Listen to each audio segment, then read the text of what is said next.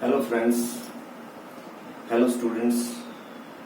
हम solid state chapter कर रहे थे और इसके जो पहले दो वीडियो जो मैंने डाले हैं उसमें बेसिक कंसेप्ट्स के बारे में बात की है। तो जो पार्ट 1 और पार्ट 2 अगर आप नहीं देख पाए हैं तो उस पार्ट 1 और पार्ट 2 को जरूर देखें ताकि बेसिक्स आपके क्लियर हो जाएं। और उसके बाद जो नेक्स्ट पोर्शन आज हम करेंगे इसको आप कर सकते हैं कंटिन्यू। तो इसमें जो आज हम करने जा रहे हैं वो है क्रिस्टल लैटिस और स्पेस लैटिस के बारे में। पहले क्रिस्टल लैटिस और स्पेस लैटिस क्या होता है? किसी भी सॉलिड की जो कंप्लीट 3D स्ट्रक्चर होती है उसको हम क्रिस्टल लैटिस या स्पेस लैटिस बोलते हैं। कंप्लीट 3 डायमेंशनल स्ट्रक्चर को बोलते हैं क्रिस्टल लैटिस और स्पेस लैटिस। क्रिस्टलाइन सॉलिड्स की बात हम कर रहे हैं। इसमें यूनिट सेल जो स्मॉलेस्ट रिपीटिंग यूनिट होती है किसी सॉलिड की, जो क्रिस्टल लैटिस और स्पेस लैटिस है, जो 3 डायमेंशनल स्ट्रक्चर है उसको बनाने के लिए जो सबसे छोटी 3 डायमेंशनल यूनिट लगती है, रिपीटिंग यूनिट होती है, उसको हम बोलते हैं यूनिट सेल। आप यूनिट सेल को इस तरह से भी समझ सकते हैं जैसे आपकी एक वॉल है। आपको पता है कोई बिल्डिंग होती है, उसके अंदर वॉल होती है, वॉल के अंदर ब्रिक्स होते हैं। तो पूरी जो वॉल है उसको अगर आप क्रिस्टल लैटिस या स्पेस लैटिस मानते हैं तो वॉल किससे बनी हुई है आपको पता है? जो ब्रिक है उसको बार बार रिपीट करने से बनती है। तो brick is can be considered as unit cell. और पूरी जो वॉल है, बिल्डिंग है, उसको आप क्रिस्टल लैटिस या स्पेस लैटिस मान सकते हैं। तो इस तरह से आप समझ सकते हैं कि ये यूनिट सेल क्या होती है। फिर जो टाइप ऑफ यूनिट सेल्स है, इसमें मेनली 2 टाइप की यूनिट सेल्स होते हैं। प्राइमरी यूनिट सेल जिसको हम प्रिमिटिव यूनिट सेल भी बोलते हैं, and secondary unit cell that is also called as non primitive unit cell. तो प्रिमिटिव यूनिट सेल और नॉन प्रिमिटिव यूनिट सेल। तो जो प्रिमिटिव यूनिट सेल होती है उसमें पार्टिकल्स सिर्फ कॉर्नर्स पे होते हैं। व्हेन पार्टिकल्स और spheres are present only at the corner. Particles का यहाँ मीनिंग एक बार फिर से वही है, एटम्स, आयंस और मॉलिक्यूल, जिनसे भी मिलके सॉलिड बना हुआ है, क्रिस्टलाइन सॉलिड मिलके बना हुआ है जिनसे। फिर नॉन प्रिमिटिव यूनिट सेल्स होती हैं आपके पास। जो नॉन प्रिमिटिव यूनिट सेल्स होते हैं उनमें पार्टिकल्स कॉर्नर पे तो होते ही हैं, कॉर्नर के साथ साथ दूसरी पोजीशंस पे भी होते हैं। जैसे कॉर्नर के साथ साथ बॉडी के सेंटर पे है, कॉर्नर के साथ साथ फेस के सेंटर पे है, कॉर्नर के साथ साथ एंड के सेंटर्स पे है। तो 3 टाइप की नॉन प्रिमिटिव यूनिट सेल्स होती हैं। पहली है इसमें face centered, then body centred and end centered. तो फेस सेंटर्ड यूनिट सेल जो नॉन प्रिमिटिव है, फेस सेंटर्ड यूनिट सेल आपके पास जो है, जैसे कि नाम से पता लग रहा है, इसमें कॉर्नर के साथ साथ बॉडी के फेस के सेंटर के ऊपर, कॉर्नर के साथ साथ फेस के सेंटर के ऊपर आपका पार्टिकल होगा, स्फीयर होगा। आप इस बात को ऐसे समझ सकते हैं, जब भी सॉलिड स्टेट आप पढ़ रहे हैं तो मेरा सजेशन यही रहता है स्टूडेंट्स को कि जिस रूम में आप बैठ के इस वीडियो को देख रहे हैं या पढ़ रहे हैं सॉलिड स्टेट, उस रूम को आप विजुअलाइज करिए एज ए यूनिट सेल। आप उसको यूनिट सेल मान सकते हैं रूम का। तो रूम के आपको नॉर्मली आप देखते हैं किसी भी रूम के 6 फेसेस होते हैं। एक जिस रूम में आप बैठे हैं उसकी जो रूफ है वो एक आपके ऊपर होगा, एक नीचे होगा आपके पास, एक लेफ्ट में, एक राइट में, एक फ्रंट और एक बैक। तो 6 फेसेस होते हैं। तो अगर कॉर्नर्स के 8 कॉर्नर्स होते हैं और 6 फेसेस होते हैं, तो कॉर्नर्स के साथ साथ अगर फेस के सेंटर्स पे है तो फेस सेंटर्ड यूनिट सेल होगी आपकी नॉन प्रिमिटिव। और कॉर्नर के साथ साथ बॉडी के सेंटर पे, तो किसी भी बॉडी का, रूम का भी अगर आप एक सेंटर माने, रूम का मतलब यहाँ पे है हमारी यूनिट सेल्स है, तो रूम का एक सेंटर हो गया। और उसी तरह से आपके पास कॉर्नर्स हो गए, तो कॉर्नर प्लस तो 8 कॉर्नर्स और एक आपका बॉडी का सेंटर, तो उसको बॉडी सेंटर्ड यूनिट सेल बोलते हैं। और एक हो गया एंड सेंटर्ड, तीसरी जो यूनिट सेल इसमें नॉन प्रिमिटिव टाइप की, एंड सेंटर्ड। एंड सेंटर्ड हम किसको बोलेंगे? जो 6 फेसेस आपने माने हैं रूम के, मीन्स यूनिट सेल के, उसमें कोई भी 2 अपोजिट जो फेसेस हैं उनको हम एंड मानते हैं। वो फ्रंट बैक भी हो सकते हैं, लेफ्ट राइट भी हो सकते हैं, टॉप बॉटम भी हो सकते हैं। तो कोई भी अपोजिट 2 फेसेस को हम एंड्स मानते हैं। तो एंड के सेंटर पे मीन्स 2 अपोजिट फेसेस के सेंटर पे और कॉर्नर पे, तो उसको हम क्या बोलेंगे? And centered. तो 3 हो गए, face centred, body centred, end centred, और एक हो गया आपके पास नॉन प्रिमिटिव टाइप की यूनिट सेल जिसको हम सिंपल यूनिट सेल भी बोलते हैं, प्राइमरी यूनिट सेल भी बोलते हैं। ये सेकेंडरी होगी आपके पास यूनिट सेल।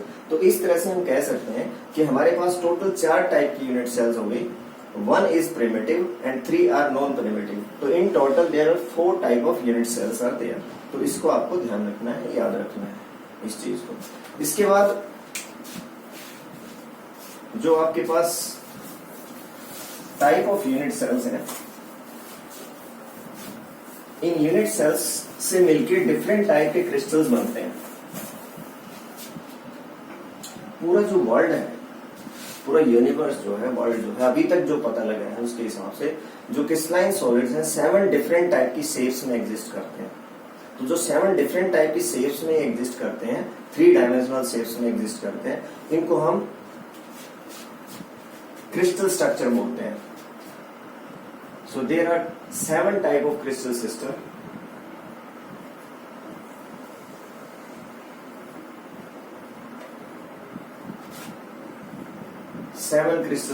क्रिस्टल सिस्टम का मीनिंग मैंने आपको बताया कि जितने टाइप के क्रिस्टलाइन सॉलिड्स हैं वो 7 डिफरेंट शेप्स में एग्जिस्ट करते हैं। जैसे क्यूब के बारे में, क्यूब तो नॉर्मली हम सबने देखा हुआ है, तो 7 डिफरेंट टाइप के क्रिस्टल्स फॉर्म में एग्जिस्ट करते हैं। 3 डायमेंशनल फॉर्म में जो क्रिस्टलाइन सॉलिड्स हैं वो एग्जिस्ट करते हैं, तो इनको हम 7 क्रिस्टल सिस्टम्स बोलते हैं। तो जो 7 क्रिस्टल सिस्टम कौन से हैं वो मैं आपको बताने जा रहा हूँ, और उसका एक छोटी सी टेक्निक भी हम करेंगे उसको याद करने की, क्योंकि नॉर्मली ये वाली चीज बच्चों को याद नहीं रहती। तो ये आपके पास 7 क्रिस्टल सिस्टम्स हैं। ये क्रिस्टल सिस्टम हो गया आपके पास।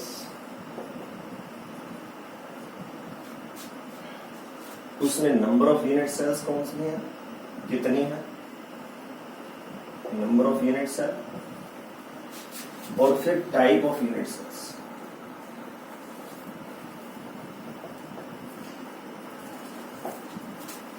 तो जो क्रिस्टल सिस्टम पहला हमारे पास है वो है क्यूबिक। दूसरा हमारे पास जो क्रिस्टल सिस्टम होता है वो है टेट्रागोनल। तीसरा जो हमारे पास है ऑर्थोरोम्बिक।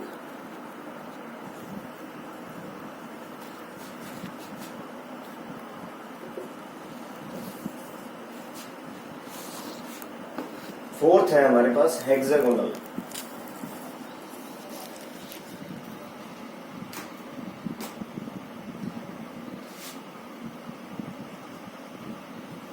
फिफ्थ है हमारे पास इसमें ट्राइगोनल। सिक्स्थ है मोनोक्लिनिक, और 7th है ट्राइक्लिनिक।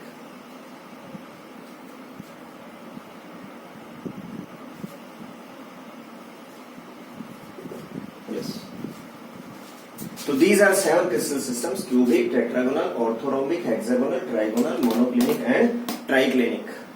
तो इसको आप ऐसे याद रख सकते हो, इन 7 वर्ड्स को ऐसे बनाकर आप याद कर सकते हो। City of Hyderabad, have TMT factory. TMT आपको पता है एक टाइप की स्टील होती है। तो वर्ड्स को याद रख सकते हो एक सीक्वेंस में। देखिए पहले लेटर सबके, सी का मतलब cubic, tetragonal, orthorhombic, hexagonal, trigonal, monoclinic, triclinic.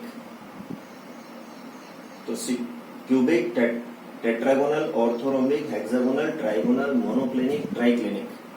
ये आपके पास सिटी ऑफ हैदराबाद है टीएमटी। टीएमटी एक तरह की स्टील होती है। तो इसमें नंबर ऑफ यूनिट सेल्स आप कैसे याद रखेंगे, उसके लिए भी हमारे पास मेथड है। एक फॉर्मूला आप ध्यान रख सकते हैं, इस तरह से एक नंबर याद रख सकते हैं 3241121। 3241121, 324 1121, 3241121। इसका मीनिंग है कि क्यूब के अंदर, जो क्यूब आपके पास 3 डायमेंशनल यूनिट होती है, उसमें 3 टाइप की यूनिट सेल्स हैं। और वो 3 टाइप की यूनिट सेल्स कौन सी हैं? Simple cubic, body centered cubic and face centred cubic. तो मैंने शॉर्ट फॉर्म में लिखा है, और ऐसे ही बुक्स में भी लिखा मिलेगा आपको। Simple cubic, body centered cubic, face centred cubic. तो 3 टाइप की यूनिट सेल्स इसमें होंगे, और ये टोटल 14 यूनिट सेल्स मिलेंगे आपको। ये सब का सम मिलेगा इक्वल टू 14। जो आपके पास टेट्रागोनल 3D आपके पास क्रिस्टल स्ट्रक्चर है, वो 2 अलग अलग शेप्स में एग्जिस्ट कर सकता है। एक तो सिंपल टेट्रागोनल। यहाँ सिंपल क्यूबिक का मीनिंग क्या है मैं आपको बता दूं। जैसे हमने टाइप ऑफ यूनिट सेल्स की प्रिमिटिव और नॉन प्रिमिटिव, तो सिंपल क्यूबिक का यहाँ मीनिंग क्या है कि when particles are present only at the corner of the cube. उसको हम और डिटेल में भी करेंगे बाद में। बीसीसी का मीनिंग क्या हो गया कि कॉर्नर के साथ साथ बॉडी के सेंटर पे। एफसीसी का मतलब हो गया क्यूब के कॉर्नर के साथ साथ फेस के सेंटर में। इसी तरह से यहाँ पे सिंपल टेट्रागोनल का मीनिंग हो गया कि कॉर्नर के पार्टिकल सिर्फ कहाँ पे है, टेट्रागोनल के कॉर्नर पे। और दूसरा होता है इसमें बॉडी सेंटर्ड टेट्रागोनल, तो टेट्रागोनल के बॉडी के सेंटर पे और कॉर्नर पे। और इसमें चार है, तो चारों टाइप की यूनिट सेल्स हो जाएंगे इसमें, फिर उसमें सोचने की बात नहीं है। तो सिंपल आपके पास orthorhombic, body centred orthorhombic, face centred orthorhombic and end centred orthorhombic, ये चार हो गए हमारे पास, face centred, body centred, end centred and simple orthorhombic. और जहां पे वन है वहां पे भी सोचने की जरूरत नहीं है, याद रखने की जरूरत नहीं है। सिंपल वाले मिलेगी आपको, मीन सिंपल वाले कौन सी, जिसमें पार्टिकल सिर्फ कॉर्नर्स पे हैं, तो ये सिंपल हेक्सागोनल और ये सिंपल ट्राइगोनल, सिंपल ट्राइगोनल। और ये टू आपके पास आ गए मोनोक्लिनिक में, तो सिंपल मोनोक्लिनिक, और दूसरे इसमें एंड सेंटर्ड मोनोक्लिनिक। तो आप कैसे ध्यान रख सकते हैं, देखो यहाँ पे भी टू है और यहाँ पे भी टू, बाकी कोई कंफ्यूजन नहीं है।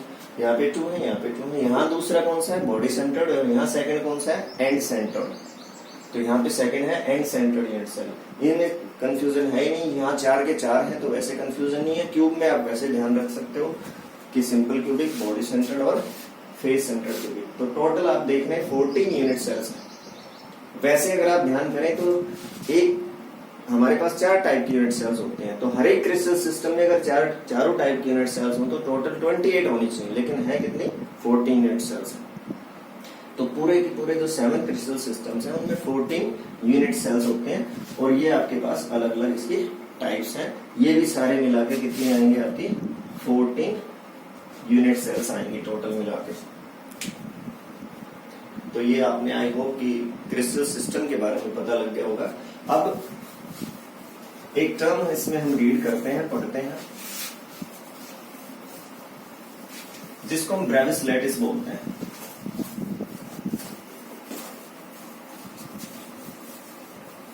क्या बोलते हैं, Brevis lattice.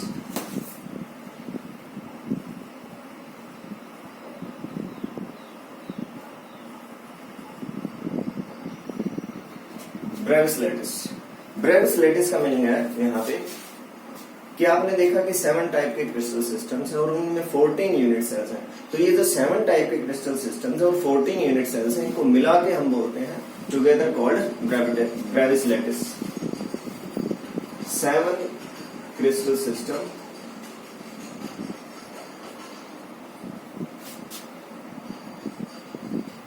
with 14 unit cells together called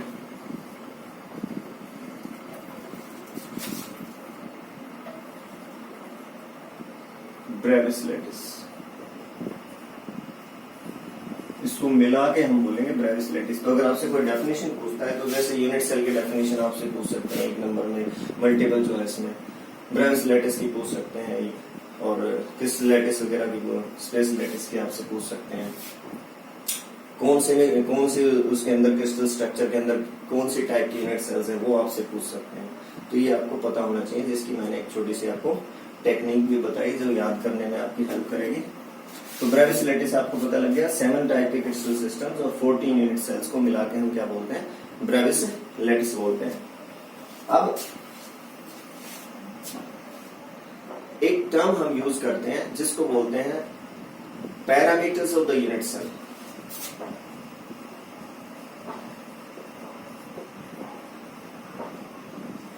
parameters of unit cell. Parameters of unit cell का मीनिंग समझने से पहले एक बार फिर से मेरा सजेशन है कि आप जिस रूम में आप बैठे हुए हैं, वीडियो वॉच कर रहे हैं या आप स्टडी कर रहे हैं, तो उस रूम को आपने यूनिट सेल को की फॉर्म में एज्यूम करना है। और आपको पता है रूम नॉर्मली क्यूब की फॉर्म में होते हैं हमारे पास, या नहीं भी है तो आप उसको एज्यूम कर सकते हैं। और रूम की लेंथ होती है, ब्रेड्थ होती है और हाइट होती है। तो जो लेंथ, ब्रेड्थ और हाइट है 3D स्ट्रक्चर की, उनको हम बोलते हैं एज लेंथ या एक्सियल लेंथ बोलते हैं। एक्सियल लेंथ और एज लेंथ। तो एक पैरामीटर तो ये हो गया लेंथ, ब्रेड्थ और हाइट का। और दूसरा होता है उनके बीच में एंगल होते हैं। आपको पता है लेंथ, ब्रेड्थ और हाइट के बीच में क्या होते हैं, एंगल्स, जिससे रूम की डायमेंशंस डिटरमाइन होते हैं, उसकी शेप डिटरमाइन होती है, हमें पता लगता है वो किस शेप में आएगा। तो वो जो एंगल्स हैं उनके बीच में, उनको हम एक्सियल एंगल्स बोलते हैं। तो there are two parameters of the unit cell, axial length जिसको हम एज लेंथ भी बोलते हैं,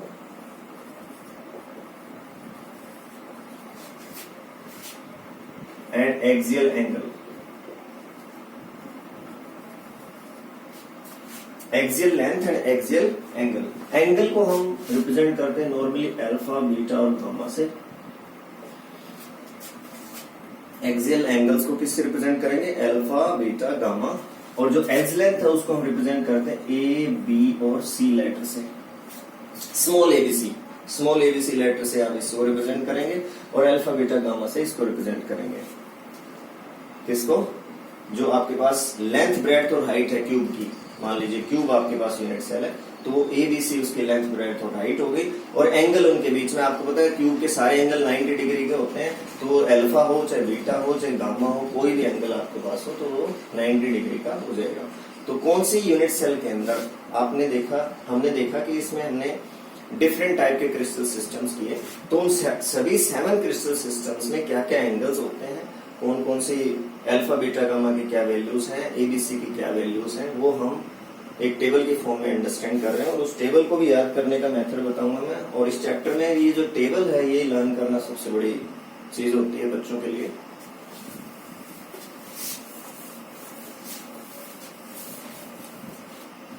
तो एक टेबल हम बना रहे हैं जिसमें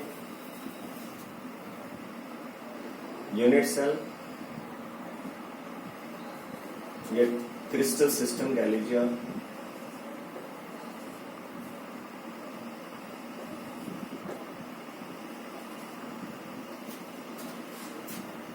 क्रिस्टल सिस्टम। तो आपको पता है क्रिस्टल सिस्टम कौन से हैं? क्यूबिक है फर्स्ट, सेकंड कौन सा किया था हमने? टेट्रागोनल। थर्ड कौन सा किया था? ऑर्थोरोम्बिक।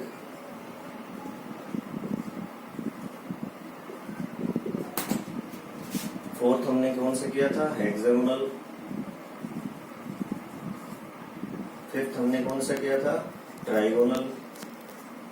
याद रखिए, आप याद करिए साथ साथ, ट्राइगोनल। सिक्स्थ हमने कौन सा किया? मोनोक्लिनिक। और सेवंथ हमने कौन सा किया? ट्राइक्लिनिक। ये आपके पास 7 क्रिस्टल सिस्टम्स हैं। अब इसमें कौन कौन सी आपके पास एंगल्स की क्या वैल्यू है? अल्फा, बीटा, गामा और एबीसी। तो एक्सियल लेंथ, या इसी को हम क्या, दूसरा नाम क्या देते हैं? Edge length.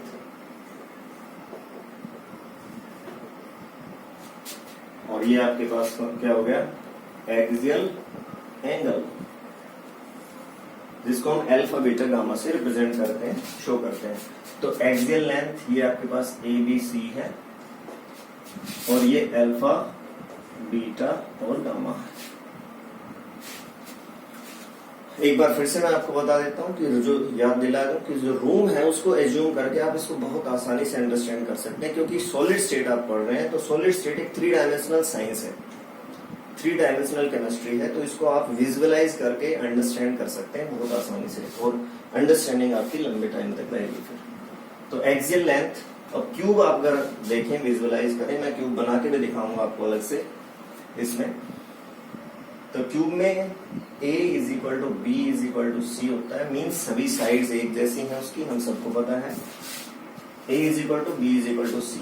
जो टेट्रागोनल है आपके पास, उसमें A is equal to B होता है, मतलब 2 साइड एक जैसी हैं, लेकिन तीसरी उससे अलग है। A is equal to B but B is not equal to C, तीसरी साइड की लेंथ अलग होती है। इसमें A is not equal to B is not equal to C, तो तीनों अलग हो गए। तो आप ऐसे याद रख सकते हैं, क्यूब का सबको याद होता ही है। फिर आपने एक क्रॉस कर दिया, फिर दोनों क्रॉस कर दिए, इक्वल नहीं है। अब क्या होगा? जो फर्स्ट है वो फिफ्थ से मैच करेगा। फिफ्थ देखो कौन सा है, फर्स्ट फिफ्थ से मैच करेगा, सेकंड फोर्थ से मैच करेगा सेम, और जो थर्ड है वो सिक्स्थ और सेवंथ से मैच करेगा। तो आपको कुछ याद ही नहीं करना, बिल्कुल सिंपल है। सिंपल कैसे है? आपको ये याद है, एक क्रॉस लगा दिया, नेक्स्ट बन गया, दो क्रॉस लगा दिए, नेक्स्ट बन गया। अब फर्स्ट सेकंड किससे मैच कर रहा है? फोर्थ से। तो A is equal to B is not equal to C, A is equal to B but B is not equal to C. Fourth से मैच कर गया, सेकंड फोर्थ से मैच कर रहा है, और फर्स्ट किससे मैच कर रहा है? फिफ्थ से मैच कर रहा है। तो A is equal to B is equal to C. अब बच गए सिक्स्थ और सेवंथ, वो किससे मैच कर रहे हैं? थर्ड से मैच कर रहे हैं। तो A is not equal to B is not equal to C, A is not equal to B is not equal to C. तो ऐसे याद रख सकते हैं आप। वैसे अगर आप डायरेक्ट क्रैमिंग करेंगे, रट्टा मारेंगे, तो बहुत दिक्कत रहेगी इसमें, आप भूल जाएंगे। याद तो आप कर लेंगे लेकिन उसको अगले ही दिन भूल जाएंगे। फिर ऐसे ही एंगल्स में हम बहुत आसानी से याद कर सकते हैं। आपको पता है क्यूब के अंदर सारे जो एंगल्स हैं वो एक जैसे होते हैं। तो क्यूब में एंगल्स अगर आप देखें तो सभी एंगल्स आई थिंक 90 डिग्री के होते हैं। तो alpha is equal to beta is equal to gamma is equal to 90 degree. तो पहले तीन में 90 डिग्री है, कुछ याद नहीं करना आपको। Alpha is equal to beta is equal to gamma is equal to 90, alpha is equal to beta is equal to gamma is equal to 90 degree. तो फर्स्ट थ्री हो गए आपके पास, क्यूबिक, टेट्रागोनल, ऑर्थोरोम्बिक, सब में 90 डिग्री का angle. अब आपके पास है फोर्थ में दो एंगल्स एक जैसे हैं, alpha and beta. Alpha is equal to beta is equal to 90 degree and gamma is equal to 120 degree. तो फोर्थ हो गया आपके पास। जो फिफ्थ है उसमें alpha is equal to beta is equal to gamma but not equal to 90 degree, fifth के अंदर। अब आ गया आपके पास सिक्स्थ में एक बार फिर से दो एंगल एक जैसे हैं, लेकिन इसमें फोर्थ में देखो दो एंगल्स कौन से थे इक्वल, अल्फा और बीटा। इसमें होंगे अल्फा और gamma. Alpha is equal to gamma is equal to 90 but beta is not equal to 90। और जो आपके पास सेवंथ है उसमें जैसे यहाँ पे भी सारे क्रॉस लगे हुए, उसमें भी सारे क्रॉस होंगे। Alpha is not equal to beta is not equal to gamma and is not equal to 90। तो ऐसे याद रख सकते हो। कैसे याद रख सकते हो? पहले तीन आपके पास एक जैसे हैं 90, तो पहले तीन के याद हो गए।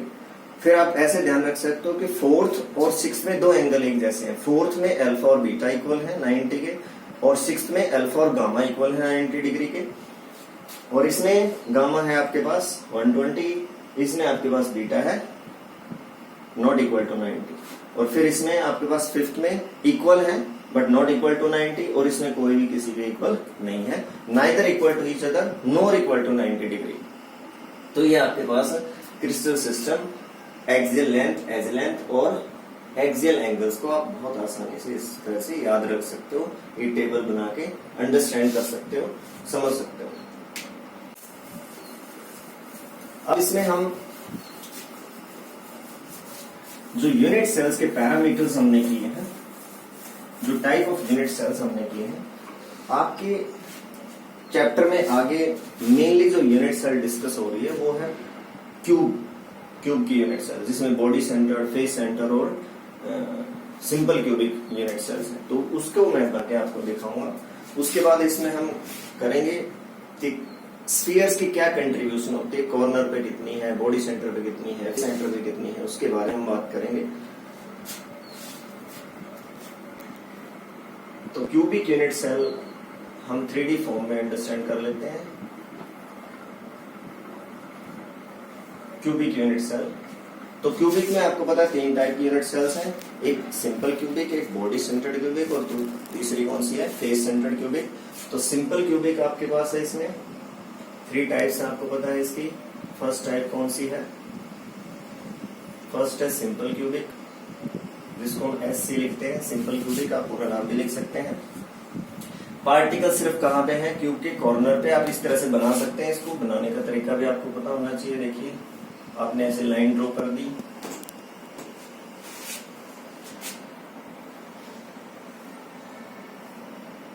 एक लाइन और ड्रॉ कर दी, ये देखिए आप ऐसे, फिर ये ऐसे किया आपने, ये क्यूब बन गया आपका। अब पार्टिकल्स कहाँ पे शो करने हैं आपने? कॉर्नर्स पे, सिंपल क्यूबिक में। तो पार्टिकल्स कॉर्नर पे, स्फीयर सिर्फ कॉर्नर्स पे होंगे।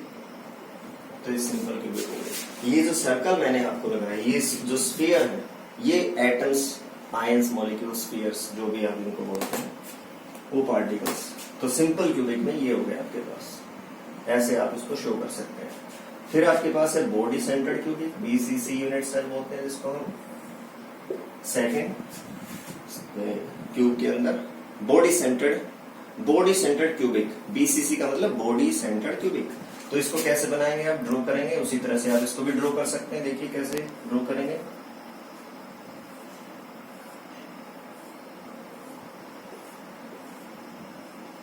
बिल्कुल वैसे ही आप ड्रॉ करें इसको भी। अब इसमें पार्टिकल्स कहाँ होते हैं, कॉर्नर, और साथ में कॉर्नर के साथ साथ कहाँ पे, बॉडी के सेंटर पे। अब बॉडी का सेंटर यहाँ पे, इसमें अगर आप रूम को विजुअलाइज करेंगे तो रूम के सेंटर के ऊपर, तो ये आपके पास,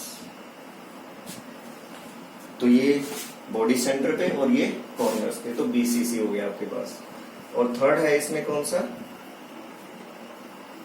फेस सेंटर्ड क्यूबिक, एफसीसी का मतलब फेस सेंटर्ड क्यूबिक। तो फेस सेंटर्ड क्यूबिक को आप कैसे ड्रॉ करेंगे, उसी तरह से आप इसको भी ड्रॉ कर सकते हैं।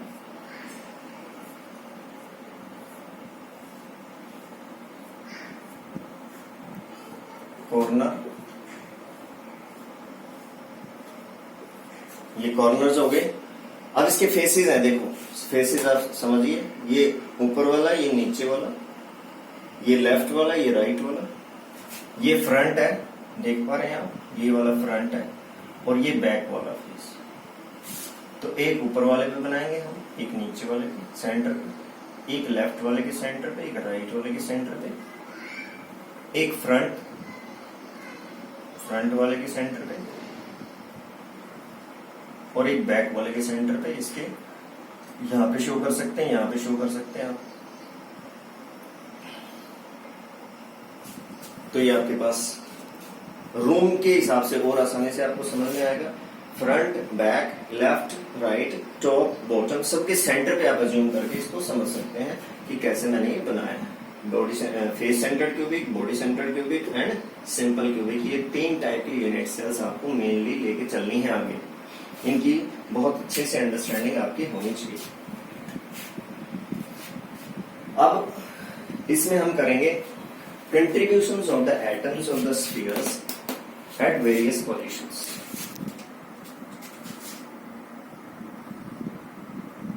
इसको रैंक नंबर के टॉपिक में भी अंडरस्टैंड करते हैं। रैंक नंबर को Z से हम डिनोट करते हैं, उसी में कंट्रीब्यूशन आते हैं, contribution of spheres at the various positions. Rank number को हम Z से डिनोट करते हैं। रैंक नंबर क्या है, number of spheres, number of spheres present per unit cell। एक यूनिट सेल में कितने स्फीयर्स प्रेजेंट है उसको बोलते हैं रैंक नंबर। जेड से हम डिनोट करते हैं। तो रैंक नंबर की अगर आपसे कोई डेफिनेशन पूछे तो आप ये बता सकते हैं number of spheres present per unit cell. वो हम सिंपल क्यूबिक, बीसीसी और एफसीसी के लिए आपको पता होना चाहिए। लेकिन ये पता होने से पहले आपको ये पता होना चाहिए कि अगर जो स्फीयर प्रेजेंट है कॉर्नर पे, अगर स्फीयर प्रेजेंट है बॉडी के सेंटर पे, अगर स्फीयर प्रेजेंट है फेस के सेंटर पे, अगर स्फीयर प्रेजेंट है एंड के सेंटर्स पे, तो उसकी कंट्रीब्यूशंस क्या होंगे। तो कंट्रीब्यूशन के बारे में हम बात करते हैं पहले।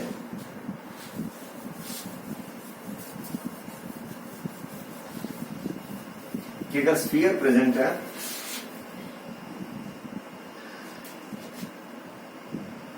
Contribution of spheres at different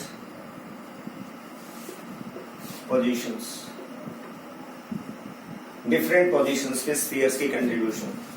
तो एट कॉर्नर, अगर कोई स्फीयर कॉर्नर पे है, स्फीयर का मीनिंग यहाँ पे क्या है, एटम जो प्रेजेंट है कॉर्नर के ऊपर, आयन जो प्रेजेंट है कॉर्नर पे। अब रूम के अंदर आप हैं तो कॉर्नर को आप देखिए ध्यान से, सभी देखिए आप कॉर्नर पे ध्यान से, क्योंकि उसी से आप अंडरस्टैंड कर पाएंगे अच्छे से। तो कॉर्नर को अगर हम देखते हैं ध्यान से, तो आप ये सोचिए सोच के देखिए कि इस कॉर्नर को कितने रूम्स ऐसे शेयर कर सकते हैं, मैक्सिमम नंबर ऑफ रूम्स ऐसे कितने शेयर कर सकते हैं। तो आप देख पाएंगे कि 4 रूम नीचे होंगे और 4 उसके ऊपर होंगे। एक कॉर्नर को, एक रूम के कॉर्नर को मैक्सिमम 8 रूम शेयर कर सकते हैं एक कॉर्नर। जैसे ये वाला इसी रूम का कॉर्नर मान लीजिए है, या आप जिस रूम में बैठे हुए हैं उसका कॉर्नर है। रूम का मतलब यहाँ पे है यूनिट सेल से। तो एक यूनिट सेल, क्यूब की यूनिट सेल अगर आपके पास है तो उसके एक कॉर्नर को कितने यूनिट सेल्स या क्यूब शेयर कर सकते हैं? 8। तो अगर हम कोई बॉल, कोई स्फीयर, कोई एटम उस कॉर्नर पे रख दें क्यूब के, तो उस पर्टिकुलर रूम की जिसके अंदर हम बैठे हुए हैं, उस पर्टिकुलर यूनिट सेल की जिसको हम देख रहे हैं, उसके लिए उसकी कंट्रीब्यूशन कितनी होगी, उसके हिस्से में कितना पार्ट आएगा उसका। क्योंकि जो स्फीयर, जो एटम कहां पे रखा हुआ है? कॉर्नर पे। उसको कितने रूम शेयर कर रहे हैं, कितने यूनिट सेल शेयर कर रहे हैं? 8। तो एक के हिस्से में कितना आया? 1/8। तो जब भी कॉर्नर पे कोई एटम प्रेजेंट होता है, स्फीयर प्रेजेंट होता है, तो उसकी कंट्रीब्यूशन होती है 1/8। तो corner, at corner contribution is 1/8। I hope कि आपको समझ में आ गया होगी कि कैसे 1/8 है। आप विजुअलाइज करके समझेंगे इसको। At corner contribution is equal to 1/8 at body center. अगर बॉडी के सेंटर पे है कोई स्फीयर, तो बॉडी के सेंटर को हम रूम का सेंटर मान लीजिए आप। तो रूम का सेंटर किसी दूसरे रूम के साथ, दूसरे स्फीयर के साथ, दूसरे क्यूब के साथ शेयर नहीं हो सकता, तो वो उसी यूनिट सेल का रहेगा। तो कंट्रीब्यूशन इसमें होगी इक्वल टू 1। तो जो बॉडी के सेंटर पे वो उसी का रहेगा। तो कंट्रीब्यूशन 100% होगी। परसेंटेज में निकाल लेंगे तो 100%, नहीं तो इक्वल टू 1 बोलते हैं इसको। At face center. अब आप फेस सेंटर, आपको पता है फेस सेंटर 6 फेसेस हैं क्यूब के, front, back, left, right, top, bottom. तो आप सोच के देखिए, ये फ्रंट है आपके पास, सामने है, दिखाई भी दे रही है आपको जहां पे ये बोर्ड लगा हुआ है। मान लीजिए कोई स्फीयर है, कोई एटम है, हमने इस वॉल के सेंटर पे रख दिया। तो आपको पता है एक क्यूब उधर होगा, इसका एक इधर होगा। तो इसके हिस्से में कितना है? 1/2, 50% कंट्रीब्यूशन होगी। तो जो बॉल आपने, जो एटम इस वॉल के अंदर रखा था, इस फेस के ऊपर रखा, तो अंदर रखा, तो उसकी कंट्रीब्यूशन इस रूम के लिए, इस क्यूब के लिए कितनी हुई? 1/2, 50%। तो at the face center the contribution is equal to 1/2। तो ये आपको देख के चलना है। एट द एंड सेंटर, और एंड सेंटर क्या होते हैं आपको पता है? 2 अपोजिट फेसेस को हम एंड्स बोलते हैं। 2 opposite faces are called ends. तो एंड सेंटर पे भी कंट्रीब्यूशन कितनी होगी? जितनी फेस सेंटर पे थी कंट्रीब्यूशन, वही होगी 1/2। और एट एज सेंटर,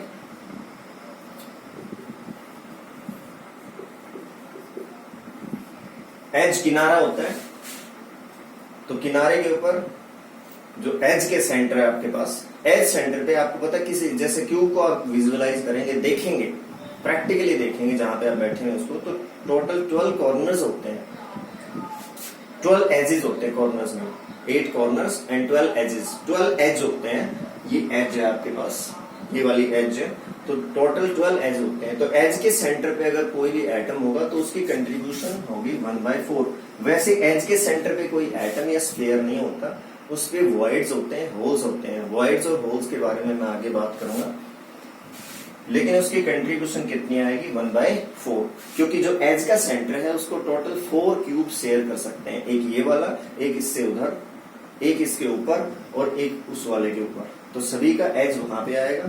तो इसके लिए कंट्रीब्यूशन कितनी होगी? कोई भी चीज वहां पे एज के सेंटर में प्रेजेंट होगी, तो इस क्यूब के लिए, या जिस क्यूब को आप ऑब्जर्व कर रहे हो, जिस यूनिट सेल को आप ऑब्जर्व कर रहे हो, उसके लिए कंट्रीब्यूशन कितनी होगी? 1/4।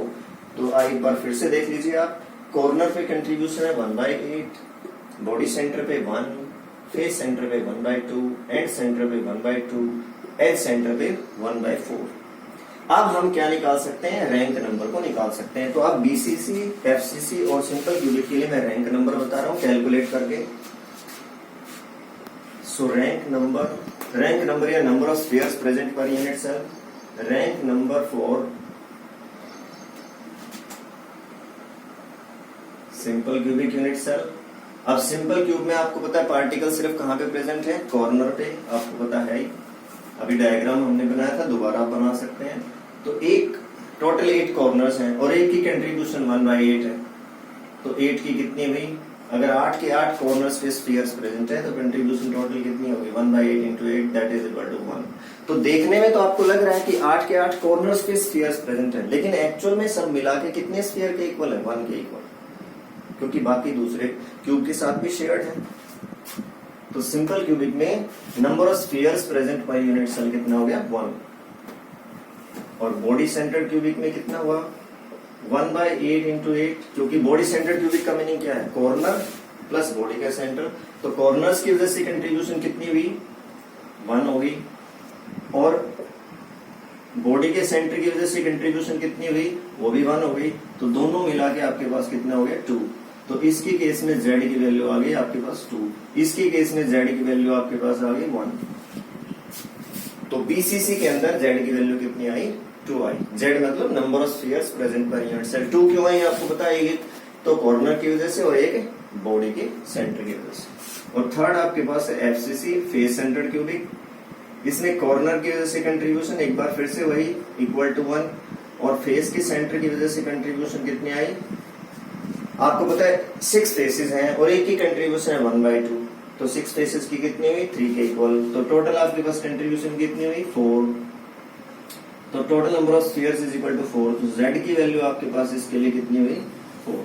सो number of spheres present per unit cell in case of FCC 4, BCC 2 and simple cubic 1। ये याद रखना, अलग से भी पूछ लेते हैं ये z की वैल्यूज, और न्यूमेरिकल्स में भी आपके बहुत काम आती हैं, ये यूज होते हैं।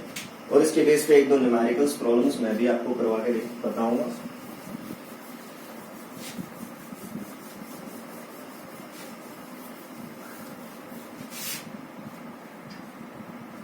तो ये z की वैल्यू आपने simple cubic, body centered cubic और फेस सेंटर्ड। एक पॉइंट इसमें आपको ये समझना चाहिए,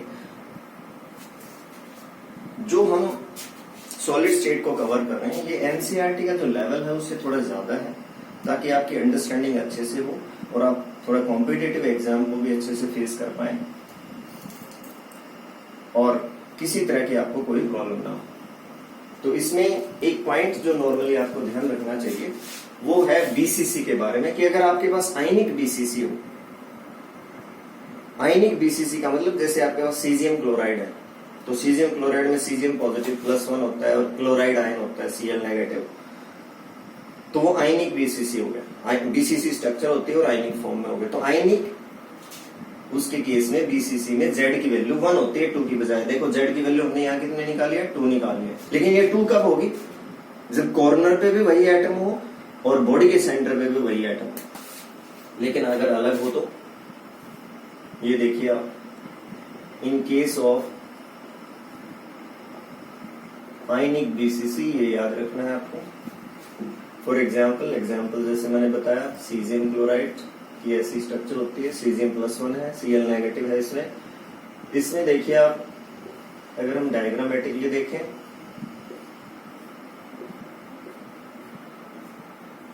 अगर हम इस सर्कल को सीजियम मानते हैं, Cl नेगेटिव सॉरी, और ये क्रॉस मैंने बना दिया, क्रॉस सर्कल के बीच में क्रॉस, इसको मैंने मान लिया सीजियम पॉजिटिव +1। तो सीजियम पॉजिटिव आपको मिलेगा बॉडी के सेंटर पे, बॉडी के सेंटर पे क्या, सीजियम पॉजिटिव, और Cl नेगेटिव कहां पे है, कॉर्नर पे।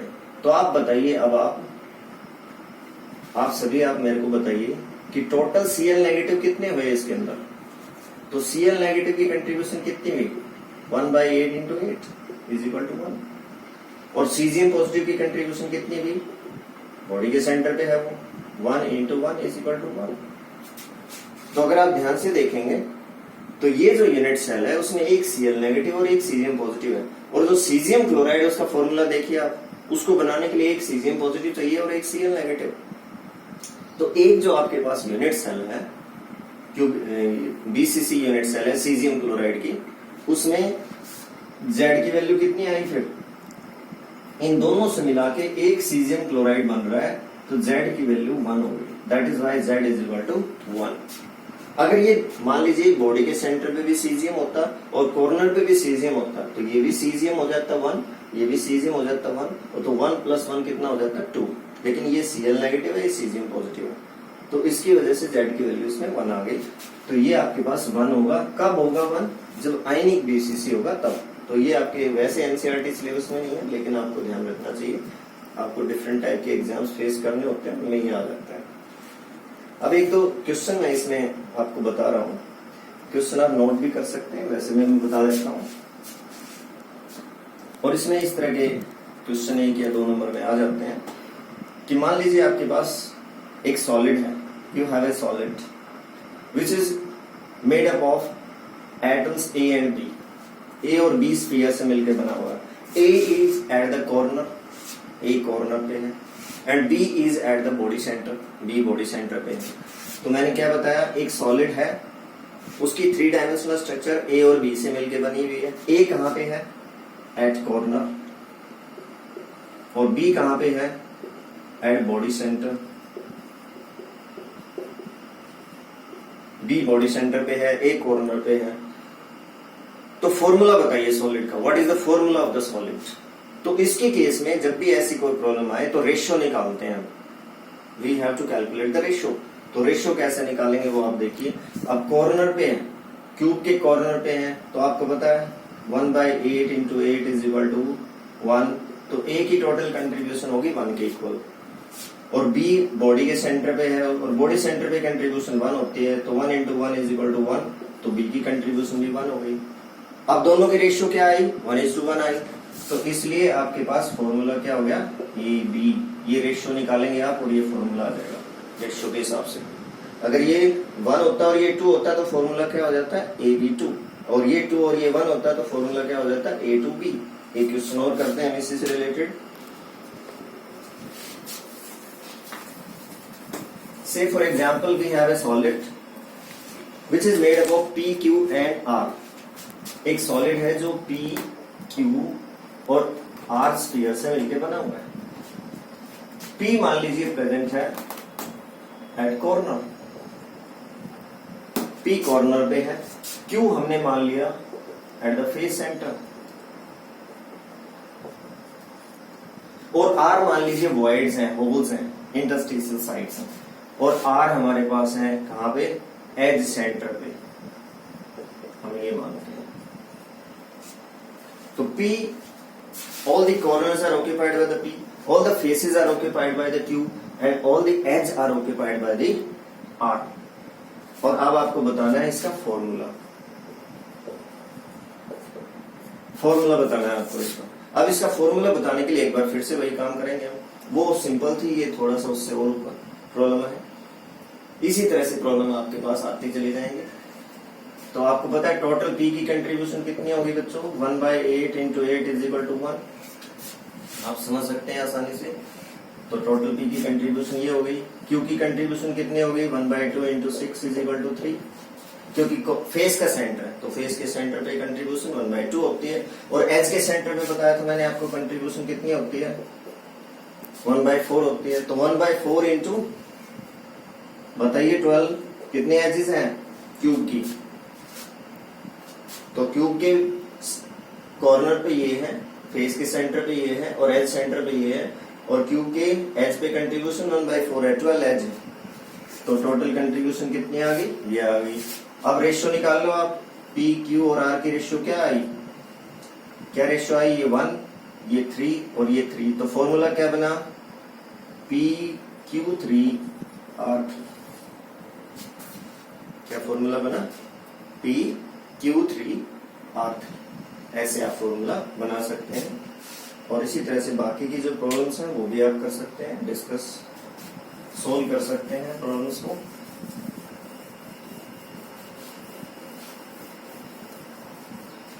सो आई होप कि ये वाला टॉपिक आपको अंडरस्टूड हो गया होगा।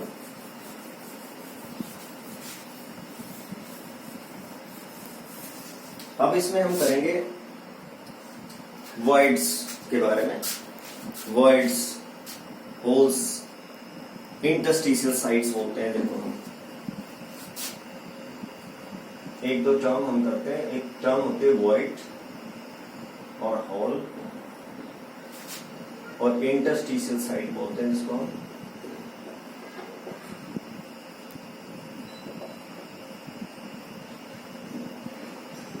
Void, hole, interstitial site.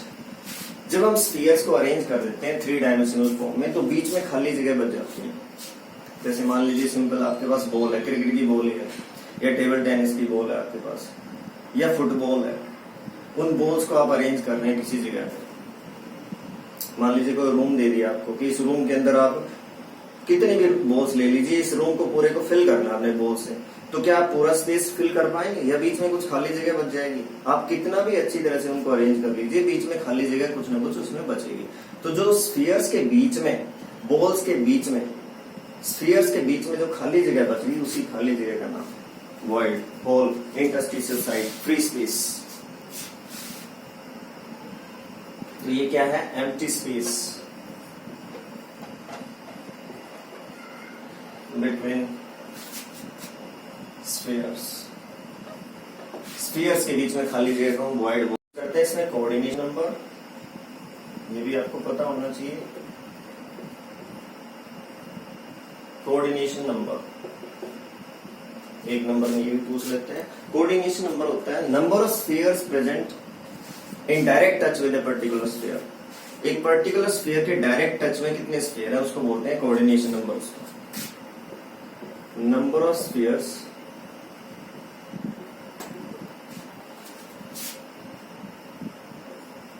in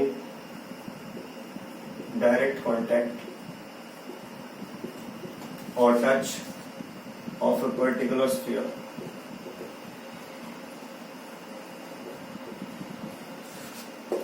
उसको क्या बोलेंगे हम? कोऑर्डिनेशन नंबर बोलते हैं। तो कोऑर्डिनेशन नंबर आपको पता होना चाहिए। डायग्रामेटिकली भी मैं आपको बताऊंगा कि किस तरह से आप इसको शो कर सकते हैं, बता सकते हैं। जैसे आप से फॉर एग्जाम्पल आपके पास ये है,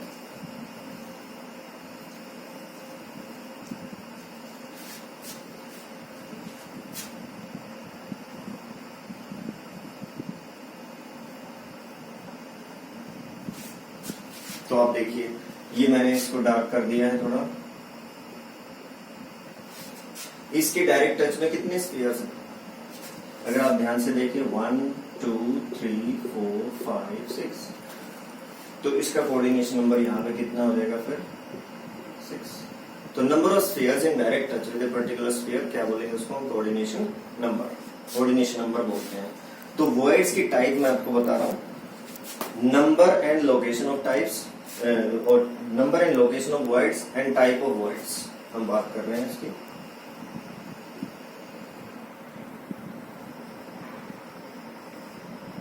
types of voids,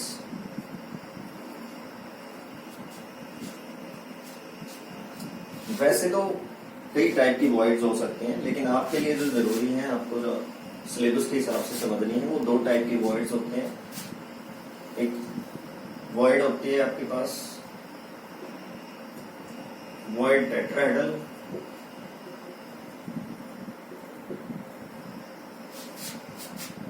and void octahedral.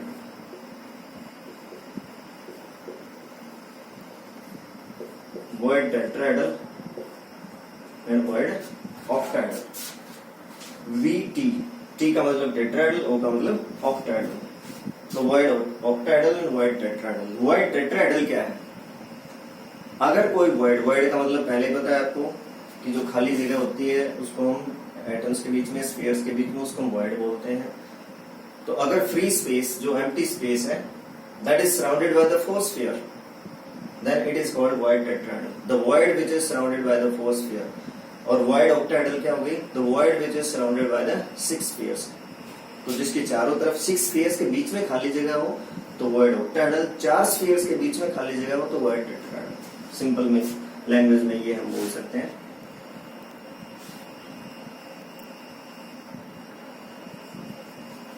The free space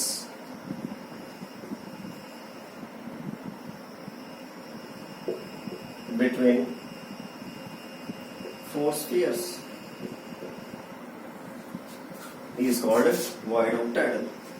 wide tetrahedral से, इसको वाइड टेट्राहेड्रल बोलते हैं। और ये क्या हो गया, फ्री स्पेस बिटवीन 6 स्फीयर्स। और डायग्रामेटिकली मैं बताने की कोशिश करता हूं आपको वाइड ऑक्टाहेड्रल और वाइड टेट्राहेड्रल।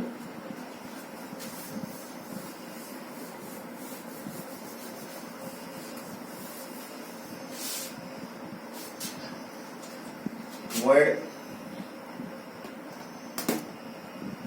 टेट्राहेड्रल को हम इस तरह से समझ सकते हैं, देखिए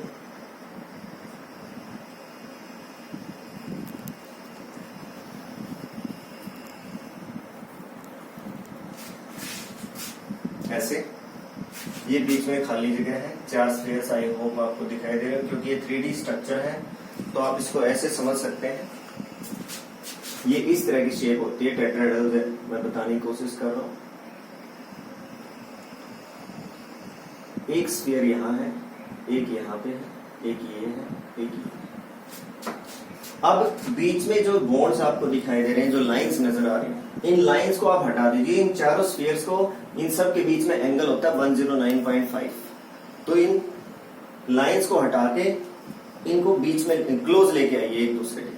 तो जब इन चारों स्फीयर्स को आप ऐसे क्लोज लेके आएंगे एक दूसरे के, तो बीच में जो खाली जगह बच जाएगी उसको हम क्या बोलेंगे फिर, वाइड टेट्राहेड्रल। उस डायग्राम में ऐसे ही है, क्योंकि वहां पे हमें दिखाई नहीं दे रहा, 2 डायमेंशनल फॉर्म में नजर नहीं आता, 3D फॉर्म में अच्छे से नजर आता है, तो ये वाइड टेट्राहेड्रल हो जाती है। Empty space between the 4 sphere is called wide tetrahedral. तो ऐसे आप डायग्रामेटिकली इसको शो कर सकते हैं, बना सकते हैं। और वाइड ऑक्टाहेड्रल को आप ऐसे बना सकते हैं, देखिए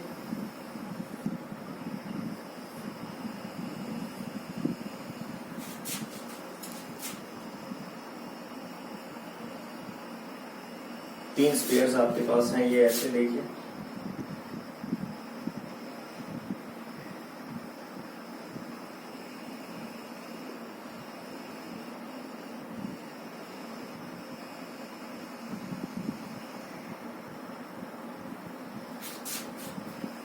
थ्री स्फीयर्स ये हैं जो ज्यादा डार्क नजर आ रहे हैं आपको, और 3 स्फीयर्स ये हैं जो डॉटेड लाइन से नजर आ रहे हैं आपको, और इनके बीच में जो खाली जगह है इसको हम बोलते हैं वाइड ऑक्टाहेड्रल। आप इसको और सिंपल वे में ऐसे समझ सकते हैं, देखो 3 स्फीयर्स ने ऐसे ट्राइंगल बना रखा है, इन 3 स्फीयर्स ने ट्राइंगल ऐसे बनाया हुआ है, और जो दूसरे 3 स्फीयर्स हैं उन्होंने ट्राइंगल ऐसे बनाया हुआ है,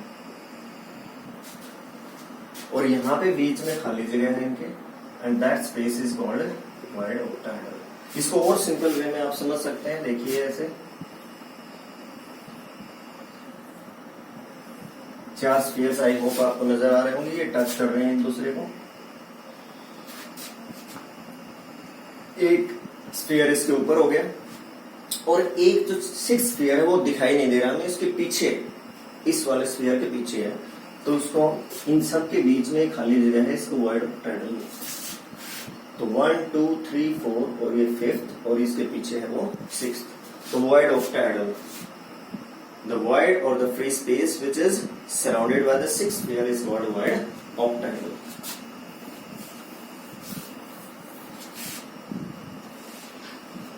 तो बाकी का जो है हम नेक्स्ट वीडियो में देखेंगे। इतना आज के लिए आप इतना पढ़ लीजिए। Thank you.